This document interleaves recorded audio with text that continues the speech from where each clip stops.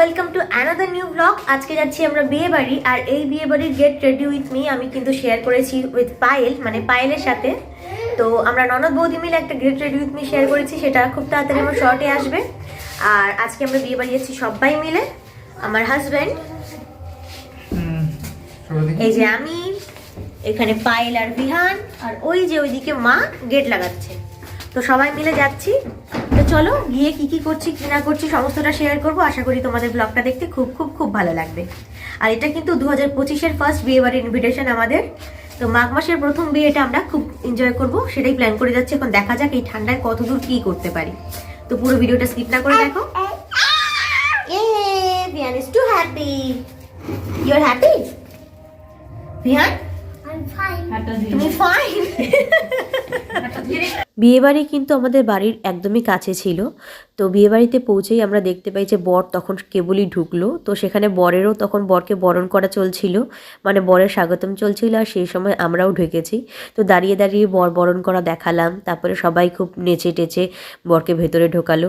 আর এখানে আমরা সবাই দাঁড়িয়েছিলাম, আমার হাজব্যান্ড, পায়েলকে আমি গিফটটা ধরতে দিয়েছিলাম, মা, ভিহান, আমরা সবাই মিলে দাঁড়িয়েছিলাম। আর বর ঢোকা দেখলাম, বরকে বরণ করা দেখলাম। আর যারা ব্রাইডের বোন ছিল তো তারা সবাই নেচে টেচে সবাই বরণ করে ঢোকালো। এই যে দেখুন বরকে কোলে করে নিয়ে যাচ্ছে। তারপরে এখানে মা হচ্ছে, যিনি ব্রাইডের মা, মানে আমার জেঠিমণি হবে সম্পর্কে, ওনাকে গিফট দিলেন। আর তারপরে আমরা ভেতরে ঢুকে গেলাম। তো মাকে আমি প্রথমে বলছিলাম তুমি ব্রাইডকে গিফট না দিয়ে জেঠিমণিকে গিফটটা দিয়ে দিলে। মা বলছে ওই যাক, দিলেই হলো। আর ঢুকেই দেখি এখানটায় স্টার্টারে ছিল পকোড়া, আর তার পাশে ছিল ফুচকা।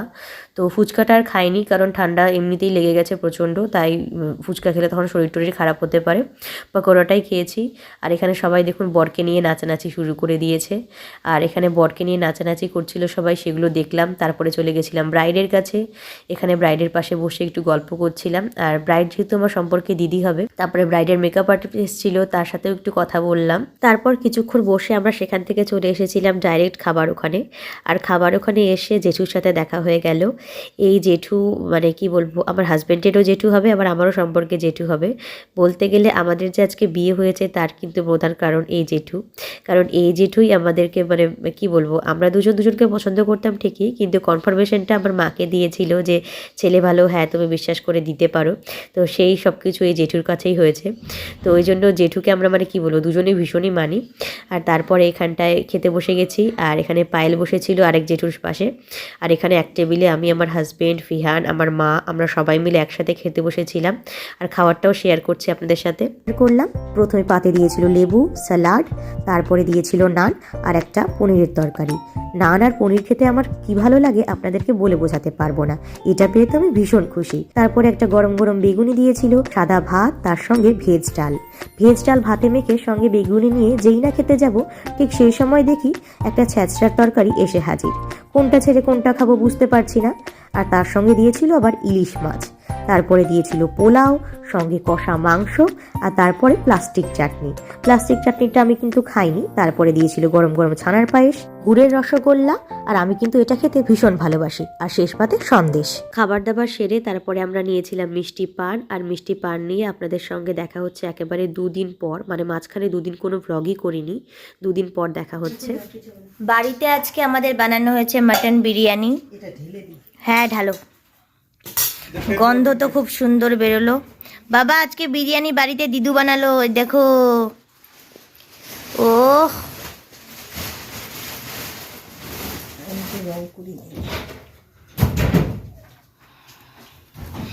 এখন আমরা বসে বসে বিরিয়ানি খাবো। কেন তাই বলে 1 কেজি মাংস শুনতে পাচ্ছি আমি। 1 কেজি ওটাও দিও তাহলে আমাকে। মাংসের ঝোল করছো না আলাদা করে? তাহলে বিরিয়ানি আর মাংসের ঝোল দিয়ে খাবো। আর বেচারার শরীর ভালো না ভিয়ানের।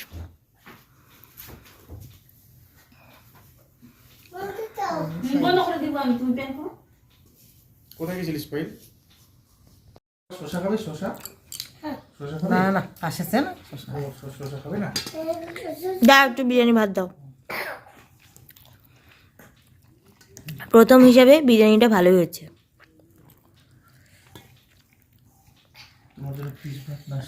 লবণটা দিতে ভুলে গেছি। শশা? আচ্ছা আচ্ছা কাটিয়ে দিচ্ছি। তুমি কি খাবে? বিরিয়ানি খাবে না? না শসা খাবি কাশি হয়েছে আর একটা দিব মাংস।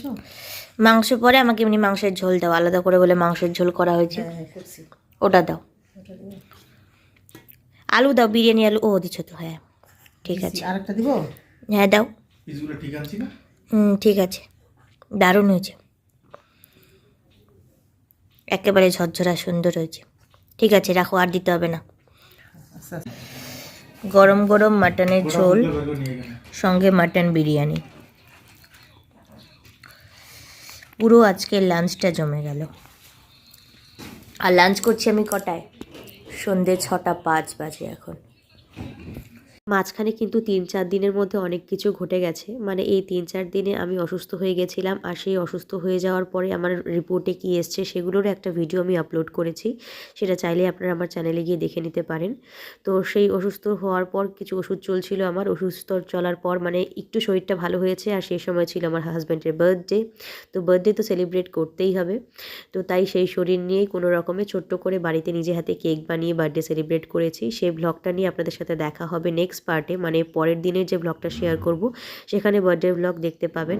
আর আমার শরীরটা কিন্তু আগের থেকে এখন অনেকটা ভালো আছে, ভিডিওগুলো আপলোড করতে একটু লেট হয়ে যাচ্ছে কারণ সে সময় আমি খুবই অসুস্থ ছিলাম।